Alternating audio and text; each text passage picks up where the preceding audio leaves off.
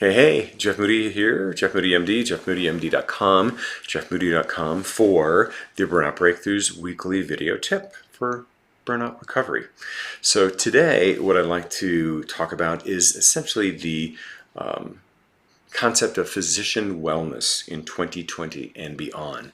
Now, I kind of think that there's like four phases of burnout or wellness over the last 20 to 30 years.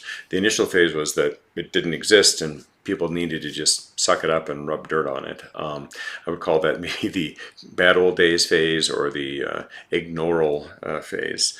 Then there became some recognition, perhaps in the late 90s to 2000s, that burnout did exist, and people just needed to take a break, go take a sabbatical, take some time off, take up needlepoint or those types of things.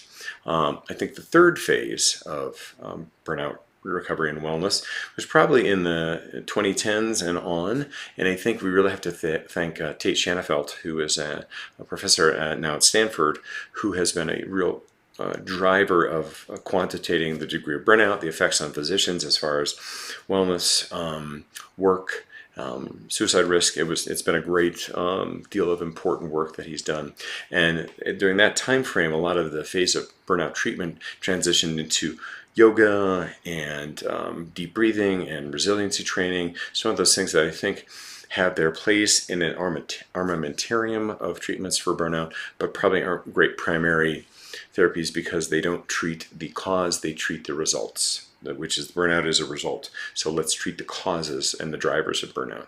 So in 2020 beyond, what I like to think of is as physician wellness, which is really the flip side of burnout. So basically everything that you can think that would be bad would be burnout, then wellness is the opposite of that. So for example, if you were talking about fatigue, we could talk about adequate sleep. If we're talking about poor nutrition, we could talk about nutrition supplements and great diet. If you're talking about work environment, we could talk about a productive, interactive, helpful work environment for physicians, especially in the era of electronic medical records, versus the current environment we have now, sometimes with work environment.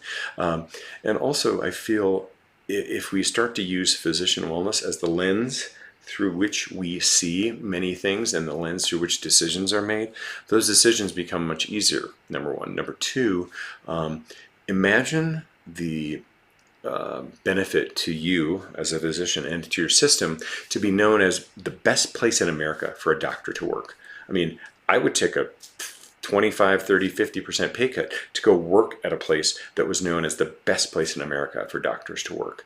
So that becomes a competitive advantage for systems and employers to hire new physicians. So I hope that things continue to improve. I hope we stop burning doctors out and having the factors that drive burnout, having those walked back, changed, turned 180 degrees, and then turn this into a situation where wellness is now the priority going forward, because when you care for those who provide the care, things get better from a productivity standpoint, risk, and patient care standpoints. So if you like these video tips, come on over to jeffmoody.com, sign up for my email list, make sure that we see you and you see us on a weekly basis.